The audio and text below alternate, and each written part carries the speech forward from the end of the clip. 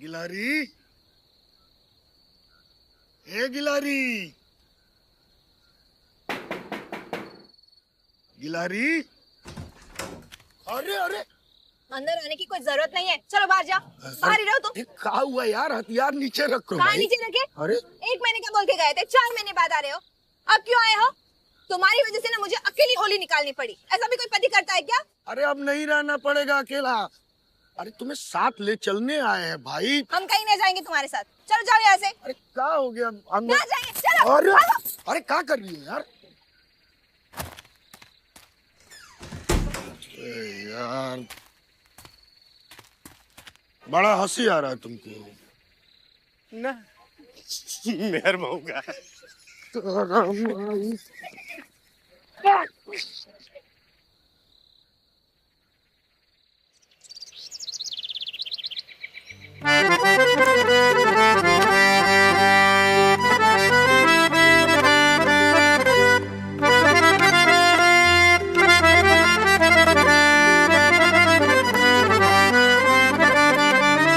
हमरा तू त देखा रानी खोल के नजरिया रे, हमरा तू त देखा रानी खोल के नजरिया रे। तोहर खातिर आइल बानी दूर से सवरिया रे, तोहर खातिर आइल बानी दूर से सवरिया रे। तू ही हमर जान बारू तोहर से बदुनिया रे, तू ही हमर जान बारू तोहर से बदुनिया रे। हमरा दिल के सुगा बातू तू ही लल मुनिया रे, हमरा दिल के सुगा बातू तू ही लल मुनिया रे।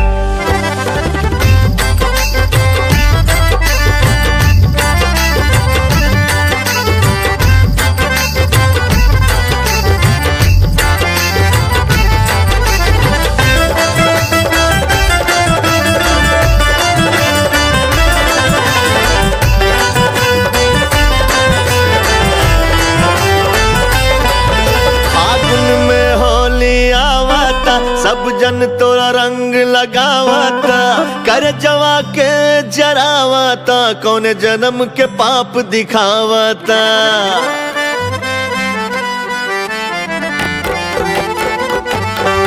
फागुन में होली आवता, सब जन तोरा रंग लगावता, कर जवा के जरावता, कौन जन्म के पाप दिखावता। कैसे जाई कमावे के परदेश, यहाँ छोड़ के रानी तोरा विदेश। कोनो छोटा तोरा के चुरा न ले, हर पल रहे लय करे अंदेश। तू हमार रसगुल्ला बारू, तू ही गुलाब जामुन रे, तू हमार रसगुल्ला बारू, तू ही गुलाब जामुन रे। हम तरानी जिया तानी लेके तोहरे नाम रे, हम तरानी जिया तानी लेके तोहरे नाम रे। हमरा तू ता देखा रानी खोल के नजरिया रे, हमरा तू ता देखा रानी खोल के नजरिया रे। तोहरे खातिर आइल बानी दूर से सवरिया रे, तोहरे खातिर आइल बानी दूर से सवरिया रे। तू ही हमर जान बारू तोहरे से बदुनिया रे, तू ही हमर जान बारू तोहरे से बदुनिया रे। अभी बताती हूँ, रुको। चलो भागो यहाँ से, चलो निकलो यहाँ से, भाग भाग।